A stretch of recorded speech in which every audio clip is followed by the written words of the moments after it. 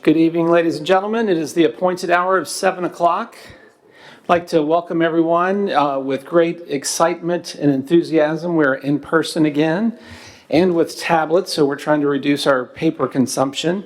But as this is our first meeting in person, we're still working the kinks and getting used to doing this. So bear with us. If you have questions or concerns with the process or our agenda, let me know, wave, or alert us, and we'll work through this and have a great meeting.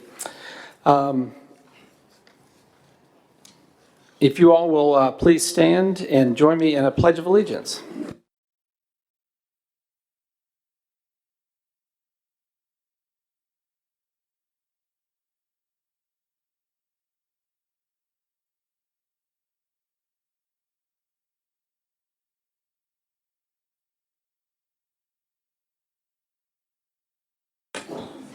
Thank you all very much. And if you did intend to speak this evening, sign-up sheet is over here, where Robin is signing in currently. Looking at the agenda, I had indicated to school board candidates that we would be going into closed session, but with consultation with my colleagues, we will maintain the appointment at the place on the agenda. So forget what I told you. Feel free to text me anyway if you like. And members of council have any additions or changes or concerns with the agenda? Seeing none, we will adopt it as presented and move straight into presentations. We've been doing a minute in history for better part of this year, and tonight is no exception as we rapidly approach Juneteenth. I'd like to call on Eric Wilson to bring us a minute in history. Eric, yeah, if you can touch that. There we go. There we are. A little more present minute in history here. I'm in this building enough during the year, but I'm very glad to see you all. And thank you all for everything you did to get students and staff through this year.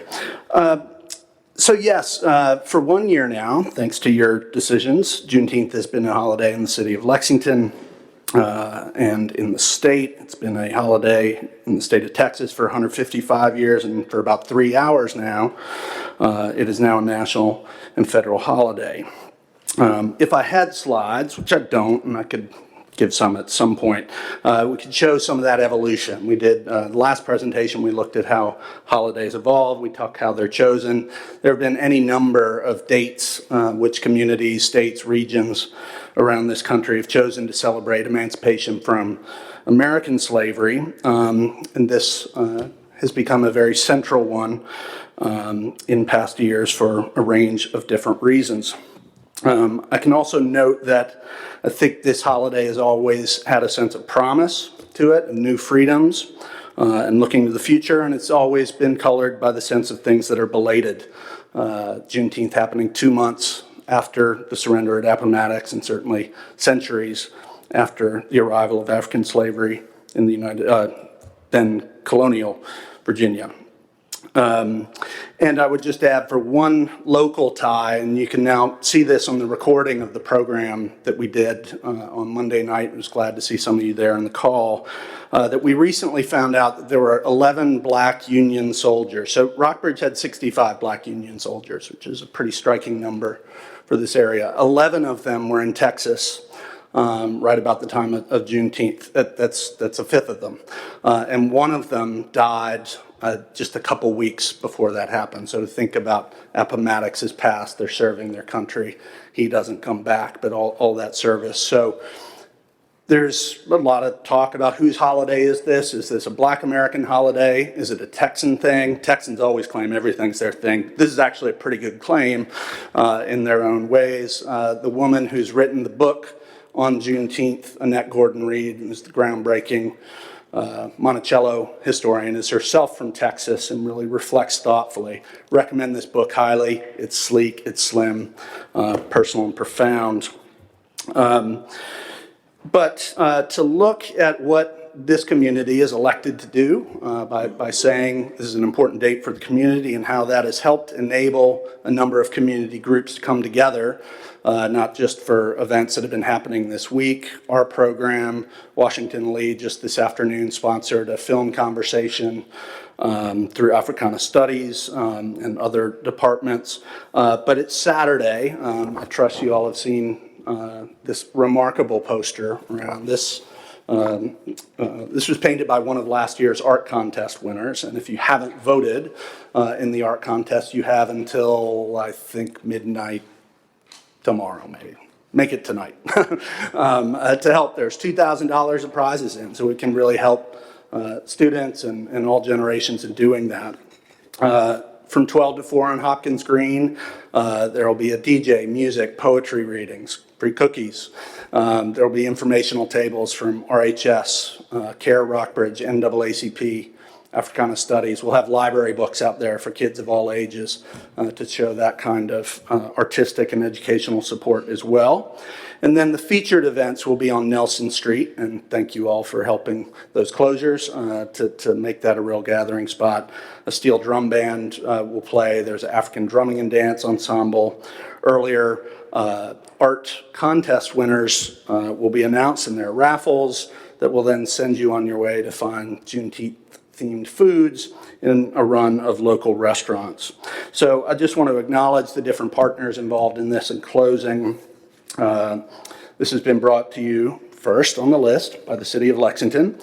Project Horizon, sponsor of the art contest, Washington Lee University, CARE Rockbridge, Rockbridge NAACP, 50 Ways Rockbridge, the Rockbridge Historical Society, Historical Lexington Foundation, Randolph Street United Methodist Church, and First Baptist Church of Lexington. It's a great gathering of institutions, even greater gathering of people. We thank you for your part in that, and we hope to see you outside on Saturday. Thank you, Eric.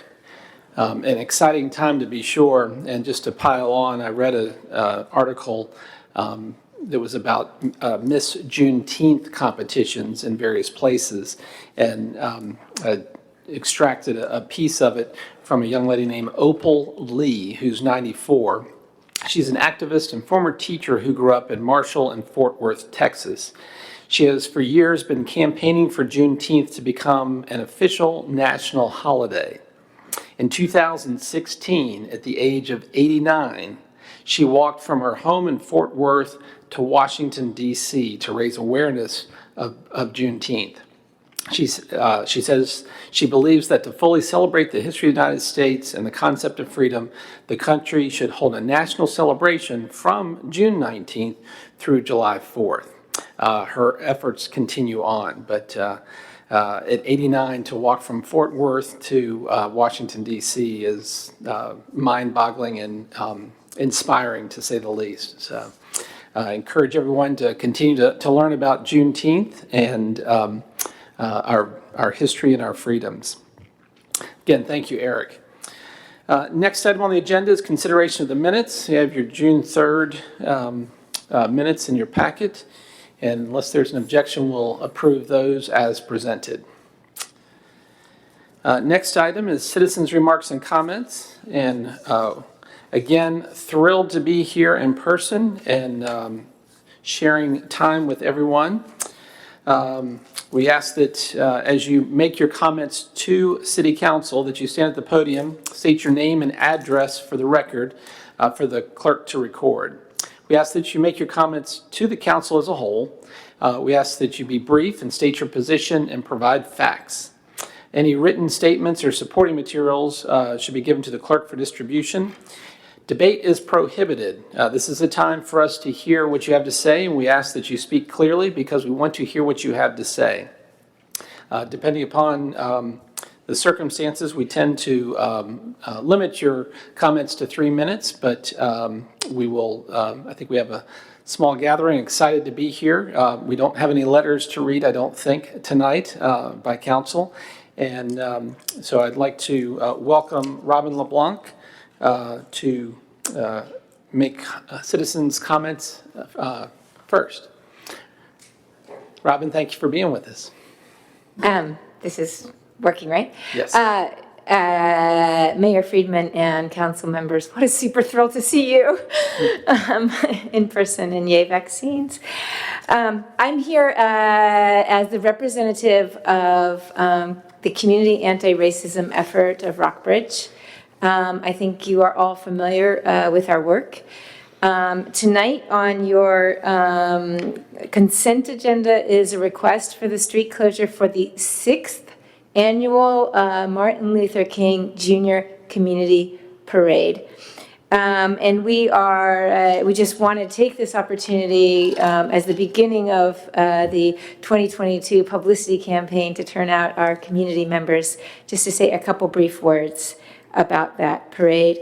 First of all, it's the 6th annual parade, and I think all of you here know it has been a thing to be proud of. Every year, nearly 1,000 people turn out. We maybe didn't have quite that many for our COVID-conscious stand-up that we did in the street last year, but we did fill several streets with people singing and just holding up signs for justice, love, and equality. Again, in 2022, on January 17th at 10 a.m., we will again be gathering on Randolph Street in front of Randolph Street United Methodist Church with a step off, hopefully all together, all in person. And this event, I just want to emphasize, it's a family-friendly, nonviolent, community-positive event that's about both our current commitment to being an inclusive and diverse, equal and just community, and about our aspiration for the future.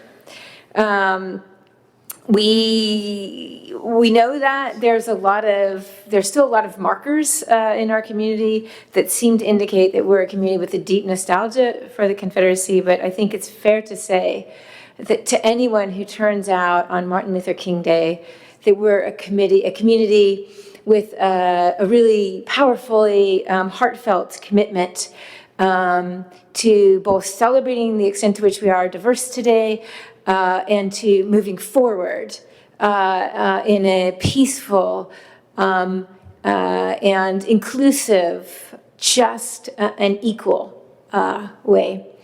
And we also want to take this time to note that in past years we've had a really incredible relationship with law enforcement. We think this is another way in which Lexington represents not some of the difficulties we've seen around the country, but a positive moving forward toward justice, actually arm in arm with the support of local law enforcement that always work extra hard to keep us safe. And we look forward to that very positive collaboration this coming January. And that's my message. I look forward to seeing you all out there. It's a great pleasure every year. And to seeing you Saturday at Juneteenth, which the Community Anti-Racism Effort will also be helping to host. So thank you. Robin, thanks for being with us and for your efforts to support the community with the CARE initiative. So thank you. Next requesting to speak tonight is Ben Grigsby. Welcome. It's great to be here. And, Ben, if I could ask you and pose... it's Ben Grigsby, 111 Lee Avenue, Lexington. Thank you. It's great to be here. It's wonderful to see you all in person. Zoom didn't cut it. And it goes without saying, I wish everyone good health and a renewed sense of optimism as we're moving forward. I want to talk today about item 10.2 on the agenda and from the minutes. While not well publicized, I note with great relief in the June 3rd minutes that there's an agreement in principle that's been reached for RANA to purchase the Piovana building, ensuring a stable future for what I consider to be one of the most vital charitable organizations in our broadly defined community. While my extant purchase agreement remains in effect, as you will remember, until mid-June and is extendable, that's only a backstop. And I really do hope and encourage and trust that the formalities will be concluded very quickly, liberating RARA from all kinds of worry about their future and allowing their development efforts to move at pace and continue to be successful, both for raising money for the permanent home, but even more importantly for the programming needs. That's where their real need of cash is, for programming. I also note in the June 3rd minutes that Council has directed the city manager to pursue development of the remaining 2.3 acres of Spotswood. I agree with, I support that. I want you all to know it's a uniquely valuable asset for the city and needs to be valorized in a sensible way. This said, I also note in the agenda today, in section 10.2, that the city manager advises that he's had discussions with other parties, and these discussions have already occurred. Well, there were 5 proposals when the first public disclosure of the sale, the city's desire to sell, was made last winter. Obviously, Echelon, Maxmark, the Adamsons, the Schweitzers, and of course my own proposal. My proposal was initially for just the Piavano building to secure its future, but informally I also indicated that I did have potential interest in working with others to develop and valorize the 2.3 remaining acres. But it's my understanding that so far, 3 of those 5 have not yet been contacted, and that's a bit of a concern to me. I really would ask you for clarity on this process, and that all known and potentially unknown aspirants have the same opportunity to explore development on an equal and fair basis, so that we can have, as a city, a competitive process, an open process, a transparent process, and that'll lead to an optimal outcome to the benefit of the community, very broadly defined. I just simply don't understand why transparency, read the details, basic city requirements, what your ambitions are, deadlines, all those things cannot be very visibly presented to a broad community, and I just see no downside to a proper RFP process with a proper time frame for people to marshal their skills. Some people have been working at this for almost a year. We need, if we're going to get the best value out of this, we need to have clarity of what your ambition is and make it visible to a broad community. So bottom line is, I encourage council to rethink both the optics of what you're doing and the upside in opening this up and publicizing it broadly so that we can get the best outcome. Thank you very much. Thank you, Mr. Grigsby. Appreciate you being here and sharing those thoughts, and we will take those under advisement as we move forward with both the sale of the Piavano site and the Spotswood real estate property, raw land development. Is there anyone else who would like to speak to council this evening?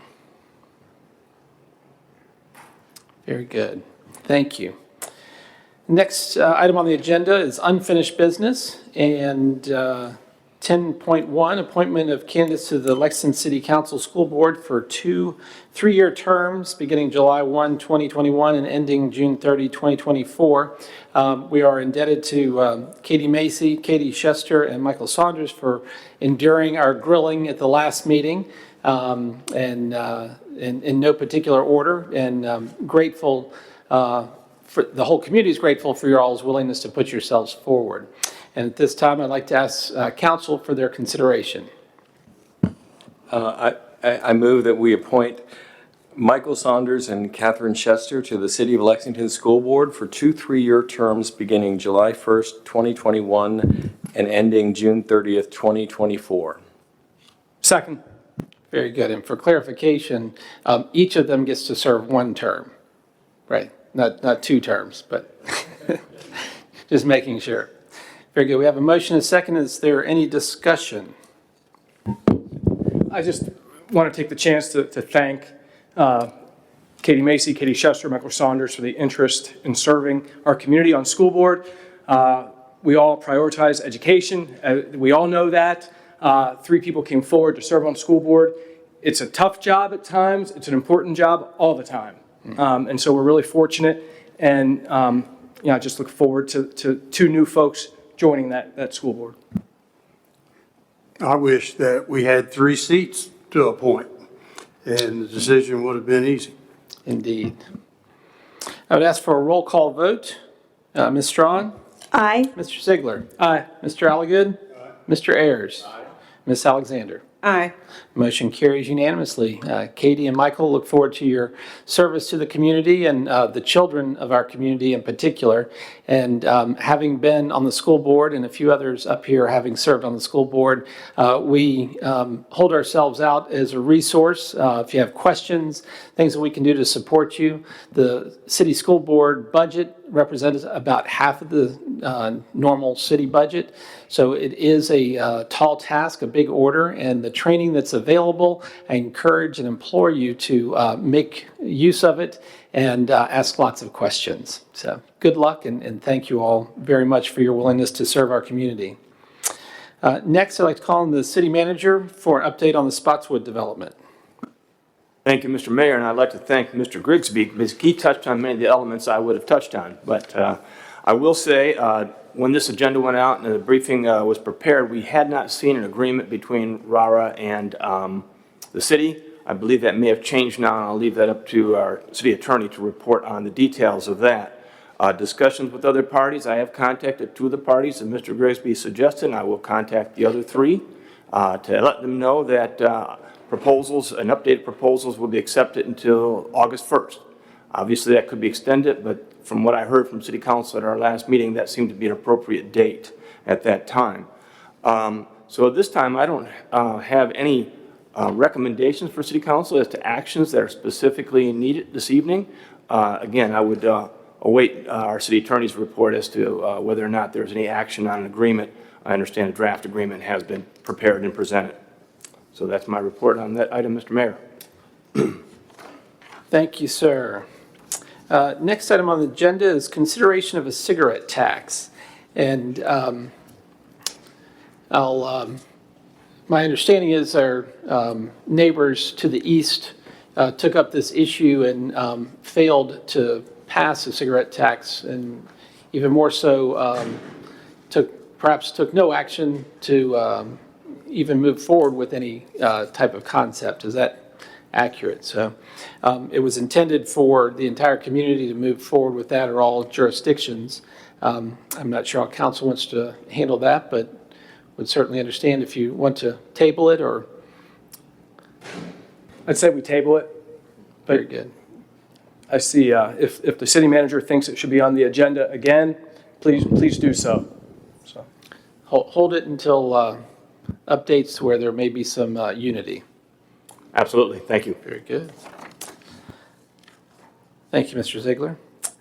Next item, reports and commission, or yes, boards and commissions rather. Blue Ridge Resource Authority.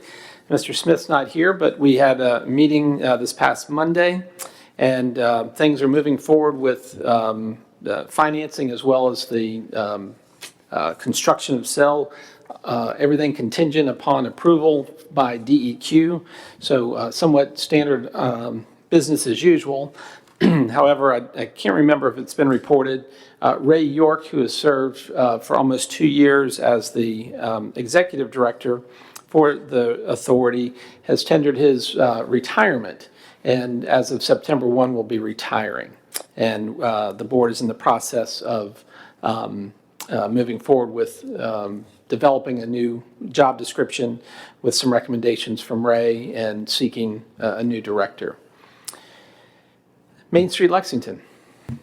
Yes. Main Street Lexington had a retreat on Wednesday, June 9th, and the Economic Vitality Committee also had a retreat on Thursday, June 10th. And it was refreshing to focus on our mission in a post-pandemic world. At the Main Street retreat, we discussed how we can achieve broader community and business engagement. And at the Economic Vitality retreat, we discussed building relationships with business owners, developing underutilized spaces, building entrepreneurial success, filling vacancies with complementary businesses, and monitoring performance. So now we are working on putting those ideas into action.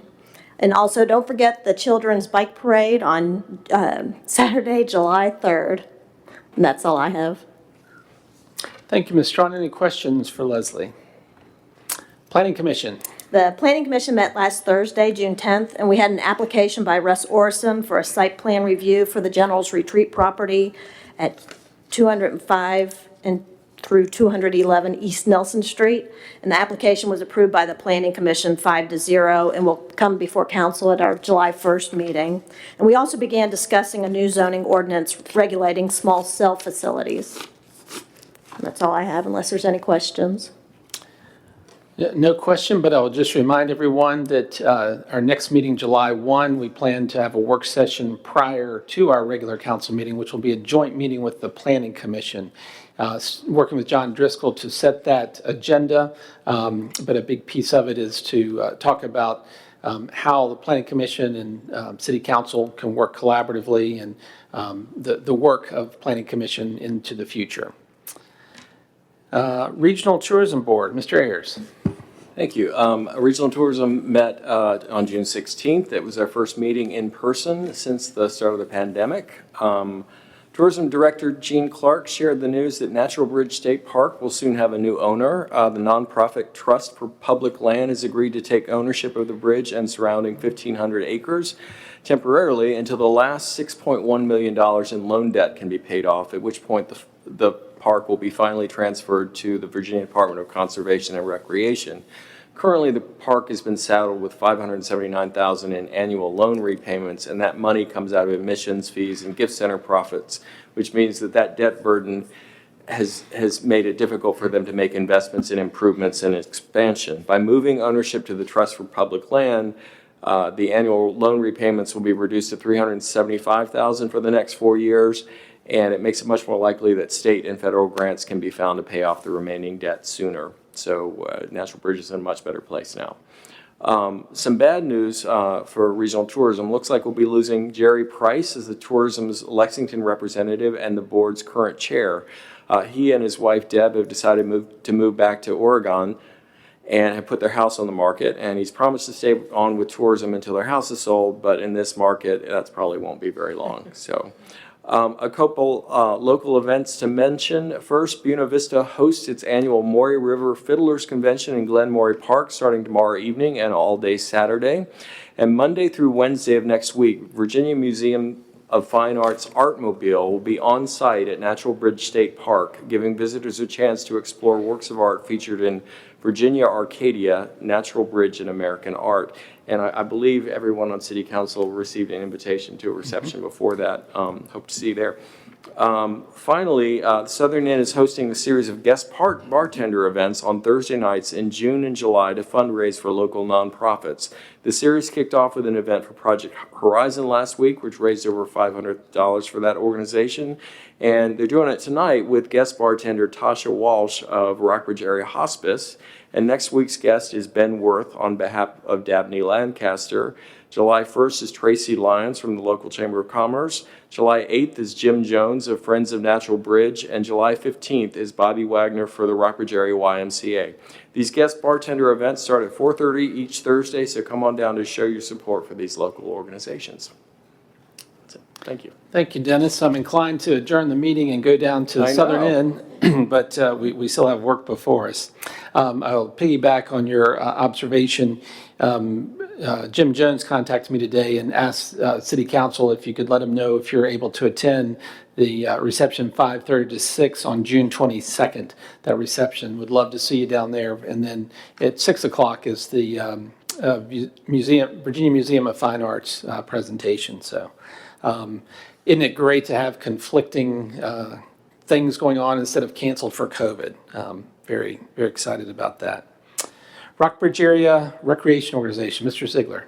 So I always kind of recount how busy we've been, and we're coming to an end of the busiest spring of all time for RARO. And volleyball will conclude, it still is running now, and it will conclude in July, actually, July 2nd, I believe.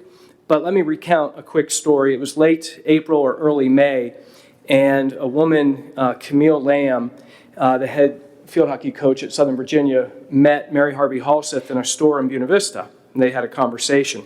On May 11th, Mary Harvey Halseth brought me into the email and made a connection via email between myself and Coach Lamb. That led to a couple things, and now we have a clinic, 8 sessions of field hockey that's going to be open to kids, and it's going to be hosted and run by Coach Lamb at Southern Virginia University at the Fields, which is just a phenomenal facility. Coach Lamb has the ability to provide the sticks and the mouth guards. Kids would need to provide the shin guards. There is a registration fee, but RARO also usually works with families on registration fees so that kids aren't turned away. But I think I just want to recount that story of it's been the busiest and craziest spring ever for RARO. And this clinic, it's minimal effort by RARO, to be quite honest. I mean, we'll support it with some of the logistics, but this is someone in the community, Coach Lamb, that wants to do this for kids. And it's a great opportunity for kids to go on Tuesdays and Thursdays for about eight sessions from 6 to 7 at night to learn about a great game. And I appreciate Bev McGee, Daryl Plogger, the RARO staff making this happen, but Mary, Coach Lamb reaching out to me, I just hit forward. But the RARO board supported this, and just a great opportunity for kids, and I'll conclude my report. Thank you, David. Any questions for David? It is remarkable, any child that says they're bored in our community is just not aware. There's so many opportunities for our children to be active and beat the odds against diabetes and obesity, which are so rampant. So thank you to Coach Lamb and to RARO for all the good work that they do. Rockbridge Area Department of Social Services, Jim? Mr. Mayor, we've not received a report from them yet, but I do anticipate seeing one soon. Very good. And not listed, but Threshold, Ms. Alexander. Thank you. Threshold met on this past Tuesday, meeting for the first time since October. It's still by Zoom, but the next meeting in July should be in person. We discussed an idea that was presented to Threshold about having a speaker come to meet jointly with the Planning Commission and Threshold about affordable housing and what it really means, what it's all about, and what it takes to develop a property for affordable housing. And a few suggestions were made about who a speaker would be, and we are reaching out to one of them at this point to determine their interest and their availability. This particular individual has many years vested in affordable housing industry, experience in subsidized rents by way of Section 8 and tax credits. This person has been a director of one of our federal agencies. So we're hoping that once we reach them, they will be interested, and we have some backups if necessary. Threshold has contacted Habitat, TAP, and Mission Next Door, who are our partners in our home repair program. And they all seem to be back to work, some doing inside work, some outside work, and that varies between the 3 agencies. And we hope that we'll be able to resume partnering on our projects again with them in the near future. That's it. Thank you, Ms. Alexander. Any questions on Threshold? Do we have some openings on that board still? If you I believe recall. there are 2. Okay. Anybody who's interested in participating in Threshold, we'd welcome your interest and participation. I was so incredibly excited at the thought of appointing school board candidates that I completely skipped over the consent agenda. And I would ask council for their consideration of the consent agenda. I move to approve the consent agenda. Second. Thank you. Any discussion? Nope, no discussion on consent agenda. Roll call vote. Ms. Strawn. Aye. Mr. Alligood. Aye. Mr. Ziegler. Aye. Mr. Ayers. Aye. Ms. Alexander. Aye.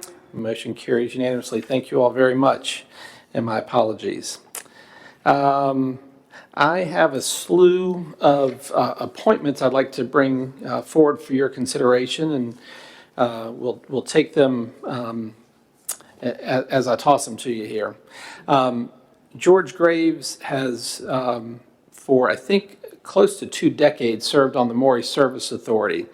And in discussing his term, which is expiring this month, he was gracious enough to make way for City Council to be able to appoint a City Council member to the Maury Service Authority with its new structure. And in talking with George, I asked him if he was truly ready to retire or if he would be willing to provide further service to the community.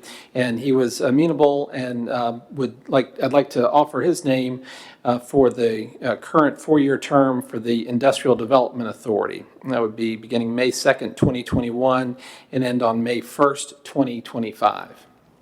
I move to appoint George Graves to IDA. Thank you, sir. Second, oh, sorry. Marilyn Beecher. I have a motion and a second. I'd ask for a roll call vote. Ms. Alexander? Aye. Mr. Ayers? Aye. Mr. Alligood? Aye. Mr. Ziegler? Aye. Ms. Strong? Aye. Motion carries unanimously. Next is the Local Building Board of Appeals, which is just getting cranked up. And I'd like to embrace all of these together unless there's an objection. For Keith Holland to be effective immediately, ending June 30, 2022. Fred Kirchner, effective immediately, his term ending June 30, 2023. And Skip Ravenhorst, effective immediately with his term ending June 30, 2024. I'd ask for council's consideration.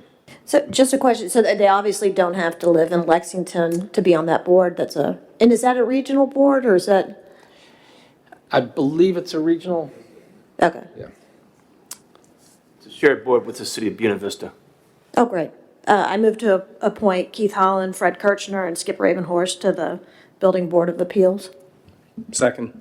Thank you very much. Any discussion?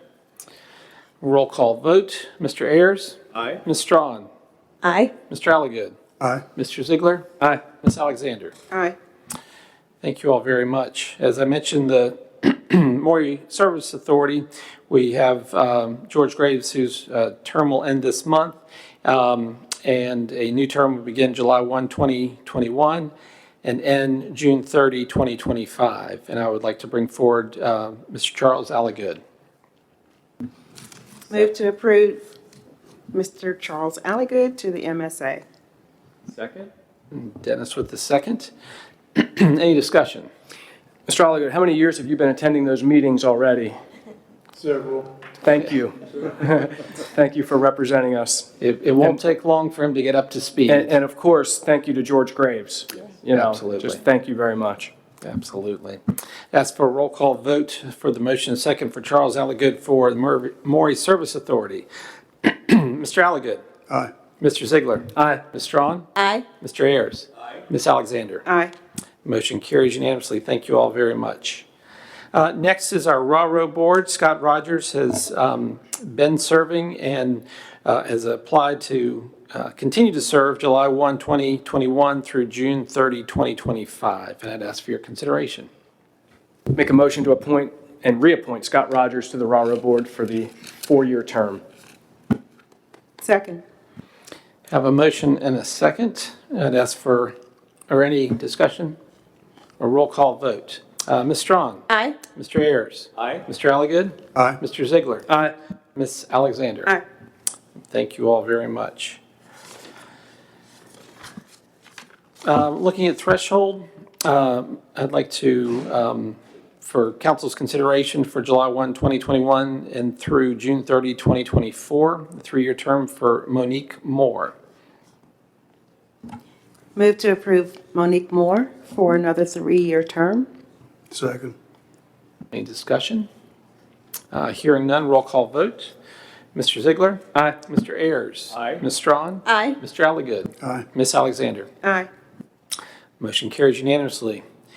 And lastly, I want to give a great deal of thanks to Arthur Bartenstein, Clifford Karakoff, and Chris Wise, who have served many terms on the tree board. They all have indicated they do not wish to continue serving on the tree board, but the city, with our multi-year recognition as a Tree City USA.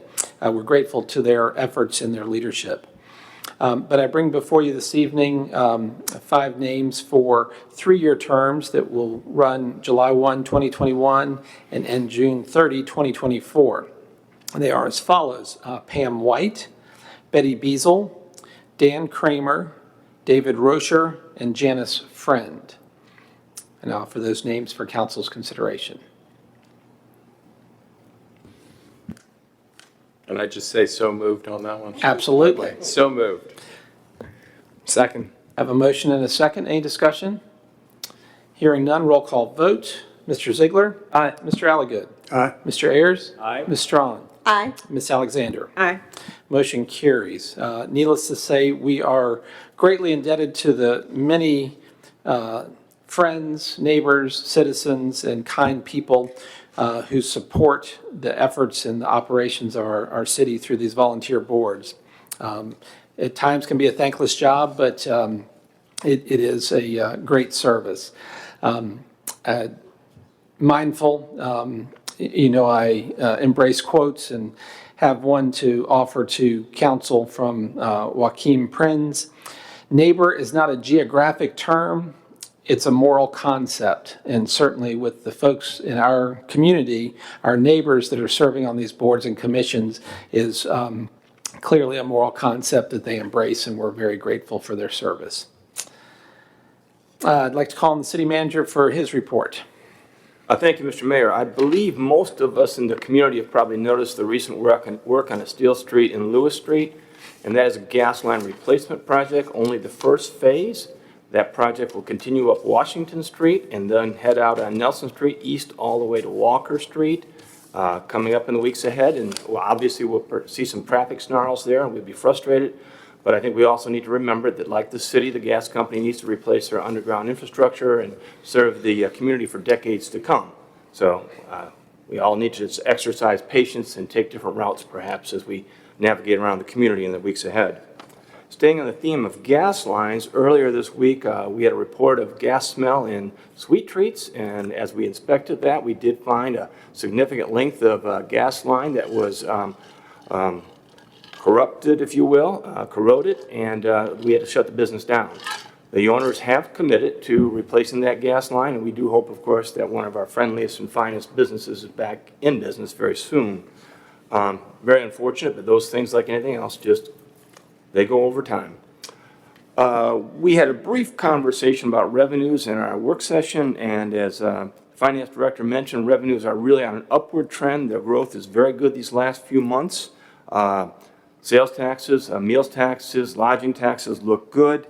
Several of the smaller revenue lines, such as rescue fees and utility taxes, will underperform, but those are very small revenues, and the larger revenue lines will more than make up for those small losses. The one piece of revenue that's unexpected and disappointing is the fact that utility fees are going to be down below the budget level. We're very close to that budget we've set, but unfortunately they won't meet those revenues as we see that today. I want to say thank you to the Lexington Police Foundation. They sponsored 2 very nice opportunities for the community to get to know our new police chief, Angela Green. Chief Green has been well received in the city, and the Police Foundation has been instrumental in the positive trajectory for Chief Green and the Lexington Police Department. So thank you to those fine individuals on that foundation. Probably most of us know or are aware that the Horse Center just brought on board in the last few weeks a new CEO, Mr. Glenn Petty, who comes to our community in the Horse Center from Parker, Colorado. He has an extensive background in the equine world, and of course the Horse Center also said farewell to previous CEO John Nicholson. And frankly, the Horse Center announced that this is the best year they've ever had, 2020 that is, and they're really poised to expand their efforts in the future and grow. And this is, of course, another important activity, important entity in our community that brings folks into the community. It's already been mentioned this evening that Saturday is our first Juneteenth celebration. I think Mr. Wilson mentioned that in his notes. but that was during our works, I know it was earlier today, so I won't go into any more detail. Just be there Friday and Saturday. In the fire department, a couple of interesting notes. This month, we typically see, we typically see on a monthly average 210 calls per month. In June of this year so far, we've seen 183 calls in the first half of June. The recent storms last Sunday, the department responded to 15 calls in just a 2.5-hour period. 3 motor vehicle accidents, an EMS call, a flooded basement, and the number of trees down, of course. Upcoming activities in the police department, Chief Gray and the department has scheduled a community walk for the 22nd of June. That's at Thompson Court at 5 p.m. The purpose of this event is to get out personally and connect with the members of the community, and more walks will be planned in the future. In addition to town hall meetings planned for June 29th from 6 to 7 p.m. in the evening at the First Baptist Church on Randolph Street. Again, this is planned in order to reach out to the city residents and to listen to their concerns and comments related to law enforcement in the community, as well as input about how the community can be better served by our police department. And Mr. Mayor, that's the extent of my report. If there are any questions from council, I'd be happy to take them. Questions from council? Yes, ma'am. Town hall is at First Baptist on Main Street. On Main Street, my apologies. Thank you, council member. I would echo the appreciation to the foundation and the board of the Police Foundation for a terrific event yesterday afternoon, especially the specialty donuts from Pure Eats, equipped with blue sprinkles and handcuffs. I'm not sure how they did it, but they were delicious and very attractive. So thank you to the foundation and to Pure Eats for their contribution, as well as the several other businesses that participated. City Attorney. Just a brief update. As Jim mentioned earlier, we did receive the first draft of the proposal contract from Rah-Rust Council about 2:30 this afternoon. So I briefly reviewed it. I'm going to work with Jim and Frank to make sure that everything we need to be in there is in there. And the plan is to have something for council to vote on at our next meeting on July 1st. Terrific. Any questions from council? Mr. Alligood. What's the status on the infield water tower project? That is still pending. Echelon is still interested, but they're not sort of actively pursuing development at this time. They've got multiple projects across the state.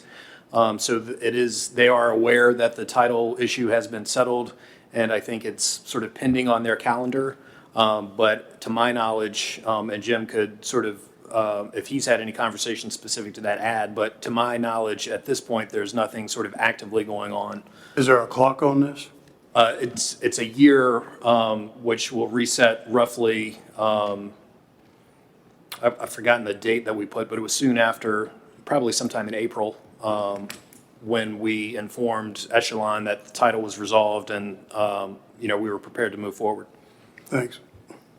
Because this is their study period, right? Right. Yeah, so they have plenty of time to make sure that project will work. Yep. And much like the Spotswood project, just a reminder, there was an extended period to the study period. So if they choose, they've got an additional 6-month option to extend the study period. I would note that I did have a conversation with Mr. Edwin Gaskin earlier this week, who represents Echelon, and he indicated that, as Jared said, he's got a lot of projects across the state. He can't put crews on this himself. He is looking for a partner to try and take over that project and has had conversations with several developers, smaller entities, and hopefully he'll find one that will, with him, partner to go ahead and move that process forward. So that's what I've heard to date.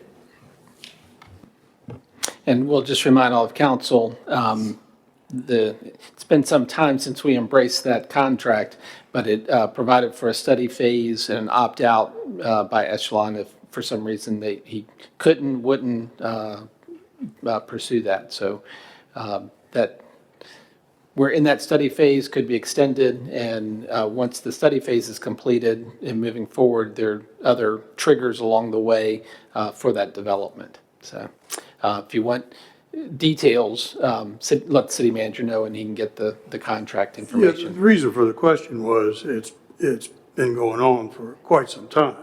And I was just wondering what the details were. Is there a clock that started and whatnot? You know, it's fair to the citizens of Lexington. It's certainly fair to the people that live next to it to understand the process. Absolutely. I'm glad you asked the question, and information is available for update, because it was delayed substantially, without a doubt. Very good. Anything else, City Attorney? Any questions? Thank you, sir.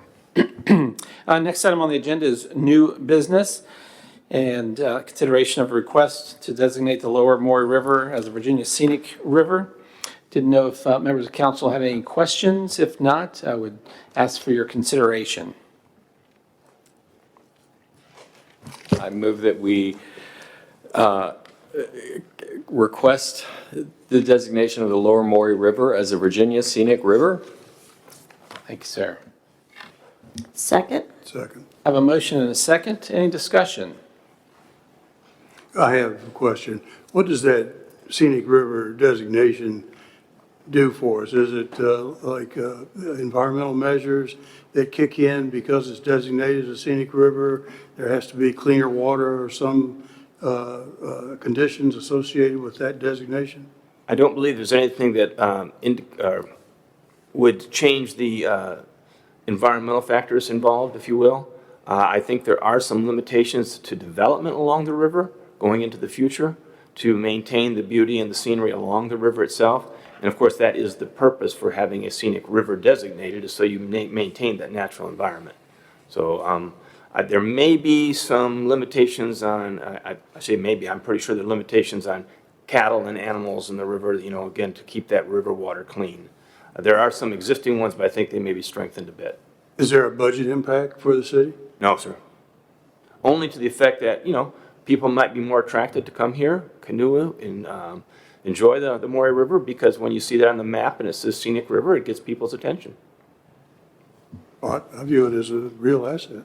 Yes, sir. Absolutely. I know the tourism department endorses it, and the connectivity, I can't remember the distance, but from Beans Bottom to the James River. Yeah, so. Have a motion and a second. Any further discussions? If not, a roll call vote. Mr. Algood? Aye. Mr. Ayers? Aye. Mr. Ziegler? Aye. Ms. Strong? Aye. Ms. Alexander? Aye. Motion carries unanimously. Thank you all very much, and clean up your kayaks and canoes and get ready to hit the river. Next item on our agenda is a closed meeting, a closed session, and before Ms. Alexander reads us into it, I want to thank everybody for being here. We do not anticipate any action after the closed meeting. And again, I know I speak for all of council, thrilled to see your all smiling faces and to be in person and get back to the way we've conducted business for so long. And hope that you all are able to join us for Juneteenth celebration and have a wonderful evening and weekend. Ms. Alexander, if you can, you don't have anything? Janie has it.